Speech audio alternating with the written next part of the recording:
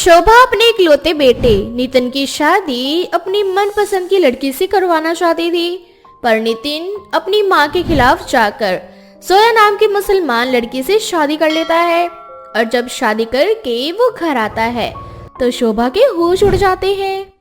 अरे नालायक, बेअकल, तुझे हिंदू धर्म में लड़की नहीं मिली क्या, जो तू इस लड़की को शादी करके इस घर में ले आया? माँ, मैं जोया से प्यार करता हूँ, इसलिए मैंने उससे शादी की है, ना कि उसके धर्म से। इसलिए आपको भी जोया को अपनाना होगा। और इंसान प्यार में जाति धर्म नहीं देखते। अरे नालायक, तेरी बुद्धि ना भ्रष्ट हो गई है, लेकिन मेरी नहीं। कुछ दिनों बाद नवरात्रे हैं। मैंने सोचा था कि घर में लक्ष्मी आएगी, लेकिन तूने इस मनहूस को घर में ले आया उठाकर। राम राम, मुझे तो माफ करना, मुझे नहीं पता था कि मेरा बेटा ऐसा करेगा। शोभा अपना सर पीट कर रोती हुई अपने कमरे में चली जाती है, जिसके बाद नितिन खुद जोया का गृह प्रवेश करवाता है। पर अपनी सास की नाराजगी देखकर जोया को बहुत दुख होता है और वो नितिन से कहती है, नितिन, लगता है हमने गलत कदम उठाया है, तभी तो अम्मी इतनी खफा है हमसे। जोया, तुम फिक्र मत करो, वो मेरी माँ है, मुझसे ज्यादा देर नाराज नहीं रह पाएंगी। और वैसे भी 2 दिन बाद नवरात्रि शुरू है। मैं हर बार की तरह इस साल भी माँ की नवरात्रि में मदद करूंगा और व्रत भी रख लूंगा। फिर देखना कैसे माँ मेरी पूजा पाठ से खुश होती है और तुम्हें अपनाती है। जोया मुसलमान थी, इसलिए उसे नहीं पता था कि नवरात्रे कैसे बनाए जाते हैं। पर नितिन की बात सुनकर जोया बेफिक्र हो जाती है। अब नवरात्रे से एक दिन पहले जब शोभा मंदिर में पूजा कर रही होती है तो जोया चप्पल पहनकर मंदिर के बाहर खड़ी हो जाती है। ये देखकर शोभा की आंखें फटी की फटी रह जाती है और वह गुस्से में एक बार फिर जोया को भला बुरा कहने लगती है। अरे ओ करमजली कलमुही कहीं की, नमाज पढ़ते हुए तुम लोग चप्पल पहनते हो क्या? नहीं ना? फिर तूने कैसे सोच लिया कि पूजा करते समय तो मंदिर में चप्पल पहनकर आ सकती है? ये सब तुझे किसी ने नहीं सिखाया क्या कि पूजा स्थल में चप्पल को कोसों दूर रखा जाता है? मेरी इस खता के लिए मुझे माफ कर दीजिए अम्मी जान, पर मुझे मालूम नहीं था। मैं आपसे माफी मांगती हूँ। तुझे मालूम भी कैसे होगा? तू हमारे धर्म की तो है नहीं। चल निकल यहाँ से, कल से नवरात्रे हैं और मैं नहीं चाहती कि नवरात्र के ऐसे अच्छे दिनों में तेरा बुरा साया पड़े। अपनी सास की डांट सुनकर जोया अपने कमरे में चली जाती है और फूट फूट कर रोने लगती है। जोया को इस तरह से रोता देख नितिन को बहुत बुरा लगता है और वो जोया से उसके रोने की वजह पूछता है। क्या हुआ जोया, तुम रो क्यों रही हो? क्या माँ ने फिर से तुम्हें कुछ भला बुरा कहा? ऐसा मत बोलिए अम्मी जान की कोई खता नहीं है, सारी गलती तो मुझसे हुई है। नितिन, मुझे तुमसे एक बात पूछनी है, ये नवरात्रि क्या होती है? अब मैं तुम्हारी बेगम हूँ तो मेरा फर्ज बनता है कि मैं हिंदू धर्म के हर रीति रिवाज और त्योहारों को अपना सकूं। इसीलिए मुझे भी अब ये नवरात्रि करनी है। कैसे करते हैं ये नवरात्रि? कैसे करते हैं नवरात्र? नवरात्र करना बहुत आसान है। बस हमें सच्ची श्रद्धा से 9 दिन व्रत रखने होते हैं और इन 9 दिन में 9 माता की पूजा करनी होती है। साथ ही साथ 9वें दिन कंचका खिलाई जाती है और इसमें कलश की स्थापना की जाती है, अखंड ज्योत जलाई जाती है। पर ये सब कुछ तुम एक दिन में नहीं सीख पाओगी, क्योंकि कल से ही नवरात्र हैं, तो तुम अगली बार से नवरात्रि करना। नहीं, इस ससुराल में मेरी पहली नवरात्रि है और क्या पता नवरात्रि करने से अल्लाह ताला खुश हो जाए और अम्मी जान भी मुझे अपना ले। अगर तुम्हें ऐसा लगता है तो ठीक है, तुम भी नवरात्रि कर लेना। इतना बोलकर नितिन वहाँ से चला जाता है। पर अब भी जोया को कुछ समझ नहीं आ रहा था कि नवरात्रि कैसे करे और किस तरह से नवरात्रि की तैयारी की जाती है। इसलिए अब जोया यूट्यूब से नवरात्रि की पूरी जानकारी देखती है और शाम होते ही नितिन के साथ मार्केट में नवरात्रि का सामान लेने के लिए निकल पड़ती है। नितिन, मैंने YouTube में देखा था नवरात्र में किस तरह से मंदिर को सजाया जाता है। हमें इसके लिए नारियल, कपूर, दिया, अगरबत्ती, फूल, माला, माता रानी की चुनरी, उनका श्रृंगार और भी बहुत कुछ लेना है। देखो, मैंने पूरी लिस्ट बनाई है ताकि हमसे कोई गलती ना हो सके। तुम्हें देखकर लग रहा है जोया कि तुम बहुत एक्साइटेड हो और तुमने पूरी जानकारी निकाल ली है। तो अब देखते हैं कल तुम्हारा ससुराल में पहला नवरात्रि का दिन कैसा जाता है। आओ अभी शॉपिंग करते हैं। अब जोया नितिन के साथ नवरात्रि की पूरी तैयारियां कर लेती हैं और सुबह अपनी सास शोभा के उठने से पहले ही मंदिर सजा लेती है। साथ ही साथ वो फोन के जरिए पूरी विधि विधान के साथ पूजा करती है। मंदिर घर में से 6 बजे शंख और घंटी की आवाज सुनकर शोभा हैरान हो जाती है और जब वो नीचे आकर देखती है तो वो देखती है कि नवरात्रि की कलश उसकी मुस्लिम बहू जोया ने बैठाया है। अरे करमजली, तेरी हिम्मत कैसे हुई मंदिर में आने की? और तूने कलश बिठाया किससे पूछकर? जानती है ना कि तू एक मुसलमान है। अम्मी जान, मैं जानती हूँ मैं मुसलमान हूँ, पर शायद आप भूल रही हैं मैंने एक हिंदू से शादी की है, इसीलिए अब मैं भी एक हिंदू हूँ और मैं चाहती हूँ कि मैं भी नवरात्रि करूँ, इसीलिए मैंने ये सब किया है। तुझे क्या लगता है कि तू ये सब करके मेरा दिल जीत लेगी? ऐसा कभी नहीं होगा। और मैं तुझे अपने घर की बहू नहीं मानती। तू एक मुसलमान लड़की है और एक मुसलमान लड़की को मैं अपने घर में नवरात्र करने नहीं दूंगी। अगर ऐसा हुआ तो भगवान मुझसे नाराज हो जाएंगे। इतना बोलकर गुस्से में शोभा मंदिर का सारा सामान फेंकने के लिए आगे बढ़ती है, लेकिन तभी वहाँ नितिन आकर अपनी माँ को रोक लेता है और अपनी माँ से कहता है, माँ जी आप क्या कर रही हैं? आप ही तो कहती हैं कि ये सब गलत है। भगवान हो या अल्लाह, हमें बनाने वाला तो एक ही है और वो है ईश्वर। और माँ, ईश्वर एक ही है, बस उसके नाम और रूप अलग है। और देखिए जोया ने कितनी अच्छी तरह से कलश बिठाया है। माँ, जोया को एक मौका तो दीजिए अपनी बहू होने का। अपने बेटे को अपनी बहू के साथ देखकर शोभा एक बार फिर भड़क जाती है और वहाँ से बिना कुछ कहे चली जाती है। अब इसी तरह से दिन बीतते जाते हैं और हर दिन जोया सुबह शाम पूजा करती और घर में कीर्तन भी करवाती। ये देखकर धीरे धीरे शोभा का दिल पिघलने लगता है। साथ ही साथ 9 दिन भी बीत जाते हैं और 9वें दिन पूरे विधि विधान के साथ जोया कंचिका खिलाती है। माँ जी, मुझसे कोई गलती तो नहीं हुई ना? मैंने सब कुछ अच्छे से तो किया ना? हाँ, सब ठीक है, पर जब कन्या खाना खाकर जाने लगे तो एक बार उनके पैर भी छू लेना। और एक बात, तू मुझे अम्मी से माँ जी क्यों कहने लगी? क्योंकि हिंदू में अम्मी को माँ कहा जाता है और मेरी खुशी आप में है, इसीलिए अब मेरी तरफ से आपको कभी कोई शिकायत नहीं मिलेगी। अब सारी कन्या खाना खाकर जाने लगती है और जोया ठीक वैसा ही करती है जैसा शोभा ने कहा था। इस तरह से जोया की पहली नवरात्रि उसके ससुराल में बीतती है और अपनी पहली नवरात्रि में ही जोया अपनी सास का दिल जीत लेती है। ममता देवी की 2 बहुएं थी, अंजलि और अनीशा। दोनों ही बहनें थी और वह गांव के जमींदार की बेटियां थी। ऐसे ही एक दिन ममता अंजलि और अनीशा से कहती है, अरे बहू, पूरे घर की साफ सफाई अच्छे से कर लेना। कल घर में सत्यनारायण की पूजा करवाने वाली हूँ। काफी सारे रिश्तेदार भी आने वाले हैं, तो किसी को शिकायत का मौका मत देना। माँ जी, घर में सत्यनारायण की पूजा करवा रही हो आप, ना कि हमारी। और हम साफ सफाई क्यों करें? आज तक हमने अपने घर में एक गिलास पानी उठाकर नहीं पिया और आप हमसे बोल रही हैं कि हम साफ सफाई करें। वाह! अब तुम इस घर की बहू हो। अरे ऐसी भी क्या बेशर्मी कि अपनी सास से इस तरह से जुबान लड़ा रही हो। तुम्हारे अंदर संस्कार नहीं है क्या? अरे माँ जी, हम ना जमींदार की बेटियां हैं और हम ये झाड़ू पोछे का काम नहीं करेंगे, क्योंकि हमने अपने घर में कभी कोई काम नहीं किया। भले ही हम इस गांव में रहते हैं, लेकिन फिर भी हमारे माता पिता ने हमें कोई काम नहीं करने दिया। एक राजकुमारी की तरह पाला है। तुम्हारे बाप की जमींदारी यहाँ नहीं चलेगी। अगर यहाँ रहना है तो मेरे हिसाब से रहना होगा। माँ जी, आपको जो कहना था आपने कह दिया और हमें जो सुनना था हमने सुन लिया। बात होती है यहीं पे खत्म और हम जा रहे हैं अपने कमरे में आराम करने के लिए। आप भूल जाओ कि हम घर की साफ सफाई करेंगे। पूजा करवाने की जिम्मेदारी आपकी है, तो साफ सफाई करने की जिम्मेदारी भी आप ही देखो। इतना बोलकर अंजलि और अनीशा दोनों अपने कमरे में चली जाती हैं। बेचारी ममता अकेले ही घर का काम करने लगती है और खुद से बोलती है, हे भगवान, कैसी बेशरम बहुएं लिखी है तूने मेरी किस्मत में। अरे कम से कम कोई तो ठीक होती, कोई एक तो मेरा साइड लेती। अब एक ही बेटा बचा है मेरा, कम से कम उसके जरिए ही एक संस्कारी बहू भेज दे मेरी किस्मत में। शादी से पहले पता होता ना कि ये दोनों इतनी ज्यादा बेशरम है और इन्हें बात करने की तमीज नहीं है, तो मैं कभी इनको अपने घर की बहू नहीं बनाती। लोग कहते हैं लव मैरिज बुरी होती है। अरे ये तो मैं अपनी पसंद से इनको अपने घर की बहू बनाकर लेकर आई थी, लेकिन फिर भी इनका यही हाल। इतना बोलकर ममता अकेले ही घर का सारा काम करने लगती है। ऐसे ही कुछ दिन बीत जाते हैं। ममता का सबसे छोटा बेटा अनुज कुछ ही दिनों बाद अपने घर वापस आता है। ममता जब दरवाजा खोलती है तो वो देखती है कि अनुज के साथ एक लड़की खड़ी है जो कि बहुत ही ज्यादा सुंदर होती है।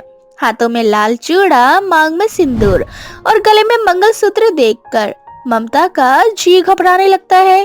तभी अनुज कहता है, अरे माँ, ये मेरी पत्नी शिप्रा है। माफ करना, मुझे आपको बिना बताए शादी करनी पड़ी। लेकिन शिप्रा बहुत अच्छी है, मेरे साथ मेरी ही कंपनी में काम करती थी। थोड़ी सिचुएशन ऐसी हुई कि हमें शादी करनी पड़ी। बाकी आप शिप्रा से घुलोगे मिलोगे ना तो आपको शिप्रा बहुत अच्छी लगेगी। अरे शहर की है ना तो बेशरम ही होगी। मेरे घर में वैसे ही दो दो बेशरम बहुएं पड़ी हुई हैं, ऊपर से तू ये शहर की उठा के ले आया। कम से कम पढ़ी लिखी लड़की होती तो शायद मेरा मान सम्मान करती। आजकल की ये ज्यादा पढ़ी लिखी लड़कियां सास की सेवा करना, उनका मान सम्मान करना भूल चुकी हैं। सास को माँ मानना भूल गई हैं ये लोग। ऐसा नहीं है मम्मी जी, मैं भले ही शहर की हूँ लेकिन मुझे अपने संस्कार अच्छे से याद है। मेरी मम्मी ने जैसे मेरी दादी माँ की सेवा की वैसे ही मैं आपकी भी सेवा करूँगी, क्योंकि बेटियों के अंदर माँ ही के गुण होते हैं और मेरे जो संस्कार हैं वो ये दिखाएंगे कि मेरी माँ के ऐसे संस्कार थे। ऐसे ही अगले दिन शिप्रा की पहली रसोई होती है। शिप्रा नहा धोकर पहले से ही तैयार थी और मंदिर में पूजा पाठ करके पूरे घर में आरती करने लगती है। शिप्रा घर का पूरा काम कर चुकी थी, जिसके बाद ममता की दोनों बहुएं सोकर उठती हैं और ये सब देखकर ममता बहुत खुश होती है और शिप्रा की तारीफें करने लगती है। अरे वाह, पहले दिन ही तूने मेरा दिल जीत लिया। सही कहा था मेरे बेटे ने, शहर की है तू लेकिन फिर भी तेरे अंदर संस्कार कूट कूट के भरे हैं।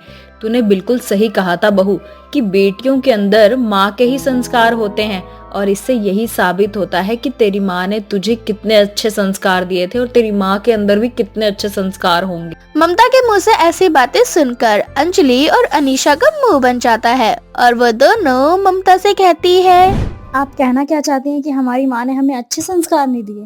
अरे मैंने तो तुम्हें कुछ कहा ही नहीं, तुम्हारा तो जिक्र भी नहीं हुआ यहाँ पर। तुम खामखा ही बातों को अपने ऊपर ले गई, लेकिन तीर बिल्कुल सही जगह लगा है।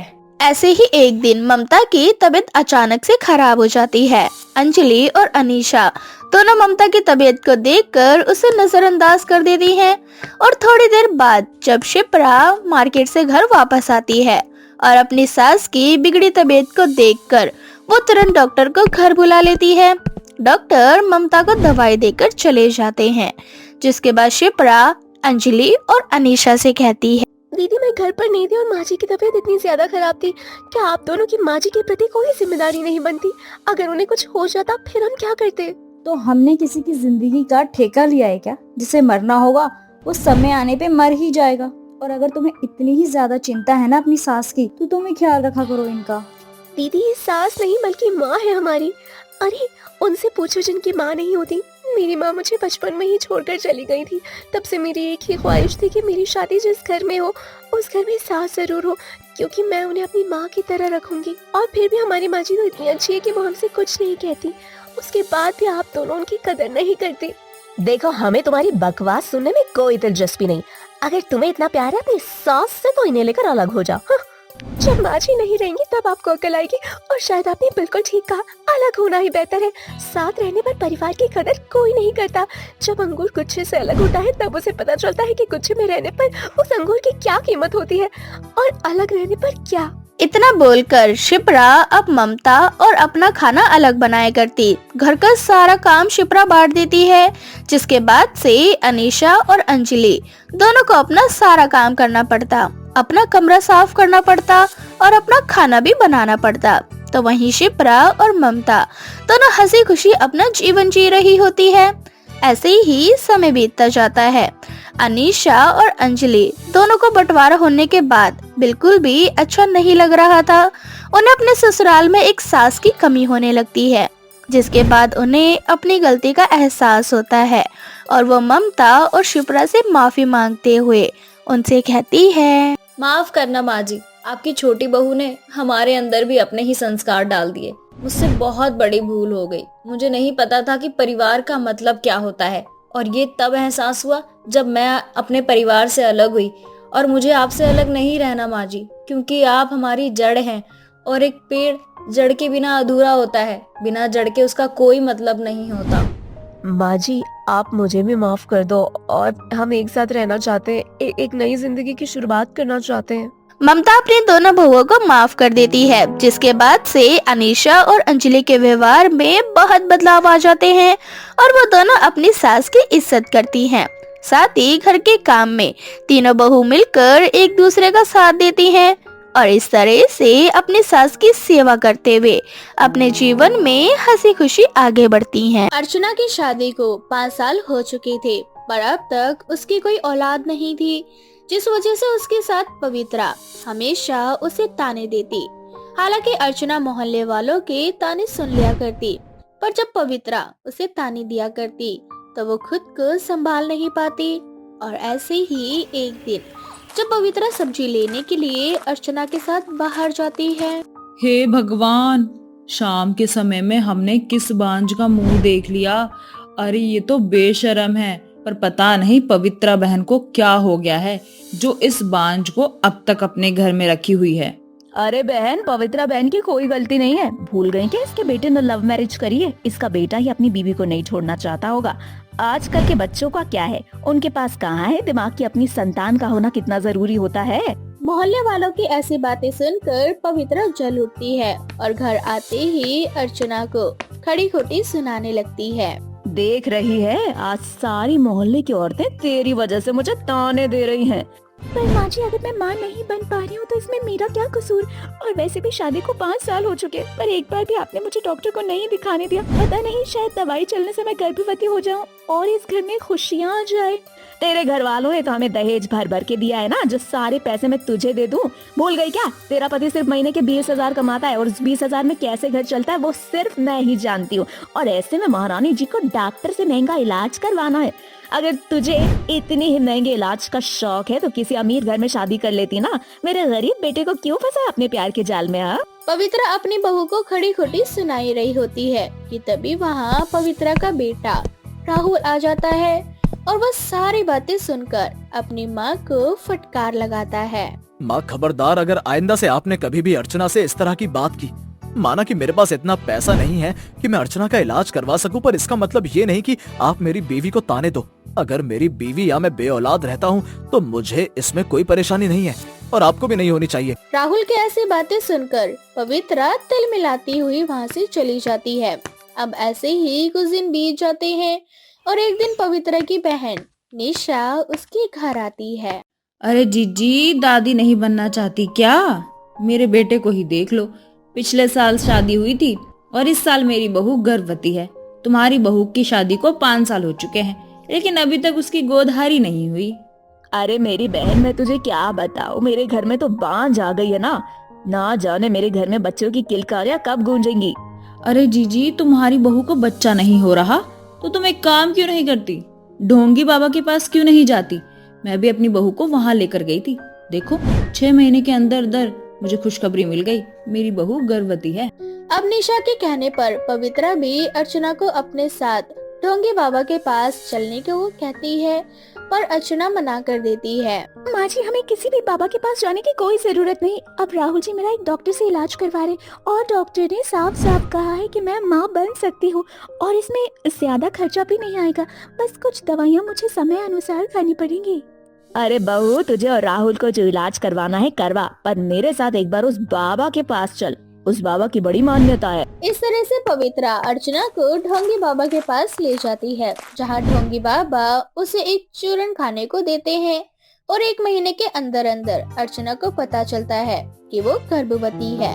अब जैसे ही पवित्रा को पता चलता है कि उसकी बहू गर्भवती है, उसकी खुशियों को ठिकाना नहीं रहता और वो अर्चना को सराखों पर बैठा कर रखती है।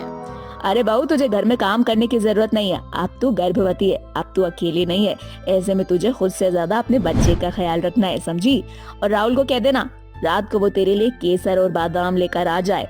माँ जी, आप तो जानते हैं ना घर की आर्थिक स्थिति कैसी है। फिर ऐसे में भला राहुल जी से इतनी महंगी चीजें लाने के लिए कैसे बोलूं? और वैसे भी राहुल जी मेरा पूरा ख्याल रख रहे हैं। बहू, मैं तेरी सास हूँ, ना कि तू मेरी, समझी? और मुझे बच्चा दूध जैसा गोरा और तंदुरुस्त चाहिए। इसके लिए तुझे हर वो चीज खानी पड़ेगी जो मैं कहूँगी। पवित्रा के कहने पर राहुल वो हर एक चीज लाने की कोशिश करता है जो वो ला सके, पर गरीबी की वजह से अर्चना कुछ नहीं कहती और जो मिलता उसी में एडजस्ट करती। ऐसे ही एक दिन जीजी, मैं ना कहती थी कि उस बाबा के पास जाओगी तो तुम्हारी बहू बहुत जल्दी गर्भवती हो जाएगी। देखा ढोंगी बाबा के चूरन का कमाल। निशा तू बिल्कुल सही कह रही है, ये तो एकदम से चमत्कार हो गया। अरे जीजी, मैं क्या कह रही थी, तुम्हारे घर की आर्थिक स्थिति बिल्कुल भी ठीक नहीं है, फिर क्यों उधार लेकर अपनी बहू की जरूरतों को पूरा कर रही हो। बाबा के पास चली जाओ, वो तुम्हें एक चूरन देंगे, उस चूरन से तुम्हारी बहू का स्वस्थ बच्चा पैदा होगा। और तो और बाबा तुम्हें ये भी बता देंगे कि बहू के पेट में पल रहा बच्चा लड़का है या लड़की। अगर ऐसी बात है निशा, तो मैं कल के कल अपनी बहू को ढोंगी बाबा के पास ले जाऊंगी। अब अगले दिन पवित्रा जबरदस्ती निशा को ढोंगी बाबा के पास ले जाती है, जहाँ ढोंगी बाबा अर्चना को देख पवित्रा से कहते हैं, बच्चा अभी तुम्हारी बहू का 6वां महीना चल रहा है, इसलिए हम नहीं बता सकते कि उसकी कोख में लड़का है या लड़की। इसके लिए तुम्हें अगले महीने आना होगा, पर हम तुम्हें ये चूर्ण दे रहे हैं। इस चूर्ण को गुनगुने पानी के साथ बहू को पिला देना, और याद रखना अपनी बहू को दिन में एक बार ही खाना देना, बाकी सारा काम चूरन करेगा। पर बाबा मुझे डॉक्टर ने कहा ऐसे में मैं पेट भर के खाना खाऊं। बस चुप कर जा, डॉक्टर का तो काम है लंबा चौड़ा बिल बनाने का। वैसे भी मेरी वजह से मेरा बेटा कर्ज में डूब चुका है, और लंबा चौड़ा बिल नहीं बनवाना चाहती मैं। अगर 10 रुपए के चूरन से तेरा बच्चा स्वस्थ होता है तो उसमें हर्जी क्या है। और वैसे भी डॉक्टर तो ये भी नहीं बताता कि लड़का होगा या लड़की। कम से कम बाबा हमें ये तो बताएंगे कि तेरी कोख में लड़का है या लड़की। एक बार फिर अर्चना अपनी सास के सामने चुप हो जाती है, और इसी तरह से 1 महीने और बीत जाते हैं। 1 महीने में अर्चना काफी कमजोर हो जाती है, और पवित्रा अर्चना को बाबा के पास ले जाती है। बच्चा, तुम्हारे बहू की कोख में लड़की पल रही है, तभी तो इस चूरन को खाने के बाद भी तुम्हारी बहू कमजोर हो गई। अगर तुम्हें अपने घर के लिए वारिस चाहिए तो तुम्हें अपनी बहू को ये चूरन देना होगा। इससे तुम्हारी बहू का बच्चा कोख में खत्म हो जाएगा, और 1 महीने बाद तुम्हारी बहू फिर से गर्भवती हो जाएगी। बाबा आपको जो करना कीजिए, बस मुझे लड़का चाहिए जो मेरे वंश को चला सके। माँ जी ये आप क्या कह रही है, लड़का और लड़की में भेदभाव? अरे बहू तू अभी नहीं समझेगी। अगर लड़की हुई तो खर्चे का घर होगा, उसकी शादी और दहेज का पैसा जोड़ना होगा, और हम इतने अमीर नहीं है समझी। पर अगर लड़का होगा तो हमारा वंश चलाएगा और घर की जिम्मेदारियां भी उठाएगा। नहीं माँ जी, लड़का हो या लड़की मैं अपना बच्चा नहीं गिराऊंगी। इतना बोलकर अर्चना वहाँ से भाग जाती है। पवित्रा गुस्से में घर आती है, और वो अपने सामने राहुल को देखती है। राहुल अपनी माँ को इस हरकत के लिए खूब सुनाता है। तो वहीं दूसरी ओर सही से खाना ना मिलने की वजह से बेचारी अर्चना की तबीयत अचानक से खराब हो जाती है, और उसे हॉस्पिटल में एडमिट करना पड़ता है। डॉक्टर के लाख कोशिश करने पर भी डॉक्टर अर्चना के बच्चे को नहीं बचा पाते, और अर्चना एक मरे हुए बच्चे को जन्म देती है। माँ, ये सब कुछ आपके लालच की वजह से हुआ है। अब तो आपको समझ में आ गया ना कि वो बाबा अपने नाम की तरह ढोंगी है। उसने आपसे कहा कि अर्चना की कोख में लड़की है, पर उसकी कोख में लड़का था। आपने अपनी गलतियों की वजह से इस घर के वारिस को खो दिया। राहुल की बातें सुनकर और अपने मरे हुए पोते की लाश देखकर पवित्रा को अपनी भूल का एहसास होता है, जिसके बाद वो किसी भी अंधविश्वासी पर विश्वास नहीं करती, और भगवान की कृपा से कुछ महीनों बाद अर्चना एक बार फिर से माँ बनती है। अर्चना की शादी को 5 साल हो चुके थे, पर अब तक उसकी कोई औलाद नहीं थी, जिस वजह से उसके साथ पवित्रा हमेशा उसे ताने देती। हालांकि अर्चना मोहल्ले वालों के ताने सुन लिया करती, पर जब पवित्रा उसे ताने दिया करती तो वो खुद को संभाल नहीं पाती। और ऐसे ही एक दिन जब पवित्रा सब्जी लेने के लिए अर्चना के साथ बाहर जाती है। हे भगवान, शाम के समय में हमने किस बांझ का मुंह देख लिया। अरे ये तो बेशरम है, पर पता नहीं पवित्रा बहन को क्या हो गया है जो इस बांझ को अब तक अपने घर में रखी हुई है। अरे बहन, पवित्रा बहन की कोई गलती नहीं है। भूल गई क्या इसके बेटे ने लव मैरिज करी है। इसका बेटा ही अपनी बीवी को नहीं छोड़ना चाहता होगा। आजकल के बच्चों का क्या है, उनके पास कहाँ है दिमाग की अपनी संतान का होना कितना जरूरी होता है। मोहल्ले वालों की ऐसी बातें सुनकर पवित्रा जल उठती है, और घर आते ही अर्चना को खड़ी खोटी सुनाने लगती है। देख रही है, आज सारी मोहल्ले की औरतें तेरी वजह से मुझे ताने दे रही हैं। पर माँ जी, अगर मैं माँ नहीं बन पा रही हूँ तो इसमें मेरा क्या कसूर। और वैसे भी शादी को 5 साल हो चुके, पर एक बार भी आपने मुझे डॉक्टर को नहीं दिखाने दिया। पता नहीं, शायद दवाई चलने से मैं गर्भवती हो जाऊँ और इस घर में खुशियाँ आ जाए। तेरे घर वालों ने तो हमें दहेज भर भर के दिया है ना, जो सारे पैसे मैं तुझे दे दूं। भूल गई क्या? तेरा पति सिर्फ महीने के 20,000 कमाता है, और उस 20,000 में कैसे घर चलता है वो सिर्फ मैं ही जानती हूँ। और ऐसे में महारानी जी को डॉक्टर से महंगा इलाज करवाना है। अगर तुझे इतनी ही महंगे इलाज का शौक है तो किसी किसी अमीर घर में शादी कर लेती ना, मेरे गरीब बेटे को क्यों फंसा अपने प्यार के जाल में। हाँ, पवित्रा अपनी बहू को खड़ी खोटी सुनाई रही होती है कि तभी वहाँ पवित्रा का बेटा राहुल आ जाता है और वह सारी बातें सुनकर अपनी माँ को फटकार लगाता है। माँ खबरदार, अगर आइंदा से आपने कभी भी अर्चना से इस तरह की बात की, माना कि मेरे पास इतना पैसा नहीं है कि मैं अर्चना का इलाज करवा सकूं, पर इसका मतलब ये नहीं कि आप मेरी बीवी को ताने दो। अगर मेरी बीवी या मैं बेऔलाद रहता हूं तो मुझे इसमें कोई परेशानी नहीं है और आपको भी नहीं होनी चाहिए।